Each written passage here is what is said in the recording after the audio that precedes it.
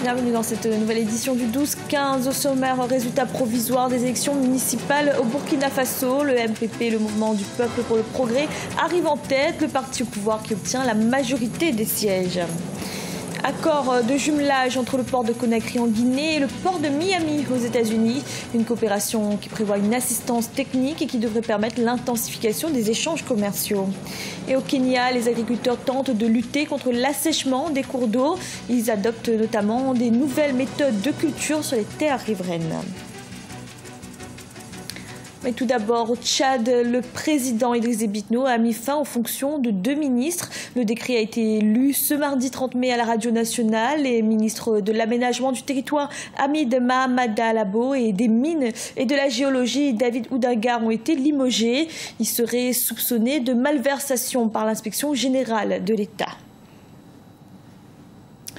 Au Burkina Faso, les résultats provisoires des élections municipales sont connus. Ils ont été proclamés ce lundi 29 mai et c'est le parti au pouvoir qui arrive en tête. Le mouvement du peuple pour le progrès obtient la majorité des sièges avec 464 sur 814. Zéorasmodo. La Commission électorale nationale indépendante du Burkina Faso a proclamé les résultats provisoires des élections municipales partielles et complémentaires tenues le 28 mai 2017. Sur les 281 279 inscrits, 160 608 électeurs ont voté sur l'ensemble des 19 communes concernées par ces scrutins, soit un taux de participation de 57,09%. Au niveau des 19 communes, il y avait donc bulletins nuls ou sur lesquels on n'a pas pu s'accorder, 4 898. Suffrages valablement exprimés, 155 710. Nous pouvons dire que le processus est relativement bien tenu. Une action humaine n'étant par essence imparfaite, il y a des réglages à faire et nous allons nous y atteler.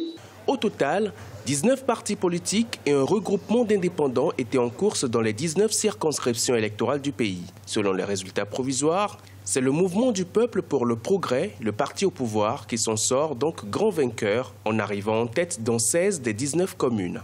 Les résultats qui sont sortis de ces élections voient l'application d'un phénomène qui est celui où les populations penchent pour celui qui est au pouvoir déjà.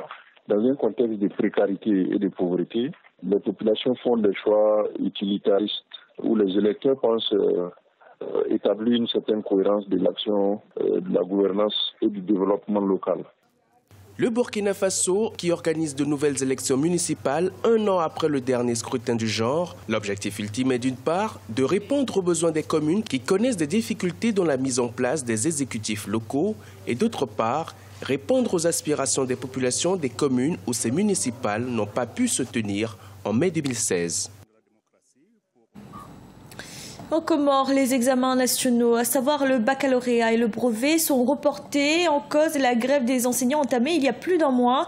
Les négociations avec le ministère de l'Éducation nationale n'ont pas encore donné de résultats, mais une partie du personnel est déjà de retour dans les classes. Le gouvernement a assuré que les élèves rattraperaient les 6 semaines durant lesquelles leurs enseignants étaient en grève. Le port autonome de Conakry en Guinée poursuit sa dynamique d'ouverture aux grandes infrastructures portuaires du monde. Les autorités ont procédé à la signature d'une convention de jumelage avec le port de Miami aux États-Unis. Une coopération basée notamment sur une assistance technique. Reportage de notre correspondant Emmanuel Milimono. Le port autonome de Conakry poursuit sa dynamique d'ouverture au monde et ainsi accroître son positionnement géostratégique dans la sous-région. Après le port de Wilmington, c'est désormais celui de Miami aux États-Unis qui s'ouvre à la Guinée et inversement.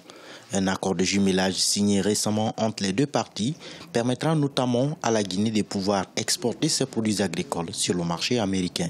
C'est le début d'une collaboration qui va permettre de créer des actions, de faire des activités où toutes les 2 parties vont gagner et des actions gagnant-gagnantes. Nous avons identifié par exemple la formation. Vous savez, en la matière, nous pouvons beaucoup tirer du port de Miami. En matière de sécurité aussi, nous pouvons beaucoup tirer du port de Miami. Nous pourrons ensemble avec les dirigeants du port de Miami trouver les ressources et les compétences pour que le port de Conakry surtout soit renforcé. Le port de Miami est l'un des plus grands ports à conteneurs aux États-Unis et l'une des plus grandes plateformes portuaires au monde. Avec la signature de cet accord, c'est une nouvelle ligne maritime qui s'ouvre entre les deux pays. La Guinée, qui poursuit la diversification de son économie avec la promotion de nouvelles cultures de rente, agrandit ainsi son marché. Nous pensons que nous pouvons apprendre du port autonome de Conakry et vice-versa. Notre coopération ouvrira une ligne maritime entre nos deux ports et sera bénéfique pour nos deux pays. Le port de Miami est disposé à accueillir des produits en provenance de Conakry et le but principal est d'intensifier les échanges commerciaux entre Conakry et Miami. En plus, nous serons une porte d'accès pour la Guinée à l'ensemble des États-Unis d'Amérique. Le port autonome de Conakry a enregistré ces dernières années des travaux de rénovation et d'agrandissement de sa plateforme.